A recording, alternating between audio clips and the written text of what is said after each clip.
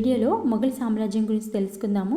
అలాగే ఈ వీడియో క్రింద ముఖ్యమైన యుద్ధాల గురించి లింక్ ఇస్తాను, ఒకసారి చెక్ చేయండి. మొఘల్ అనే పదం మంగోల్ అనే పదం నుంచి వచ్చింది. మొఘల్ సామ్రాజ్య స్థాపకుడు బాబర్. మొఘల్ సామ్రాజ్యంలో గొప్ప చక్రవర్తి అక్బర్.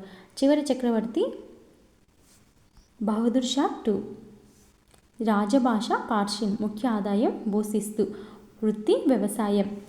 మొఘల్ సామ్రాజ్య పాలకులు బాబర్ క్రీస్తు శకం 1526 నుండి 1530. హుమయూన్ క్రీస్తు శకం 1530 నుండి 1540. క్రీస్తు శకం 1555 నుండి 1556. షేర్షా క్రీస్తు శకం 1540 నుండి 1545. అక్బర్ క్రీస్తు శకం 1556 నుండి 1605. జహాంగీర్ క్రీస్తు శకం 1605 నుండి 1627.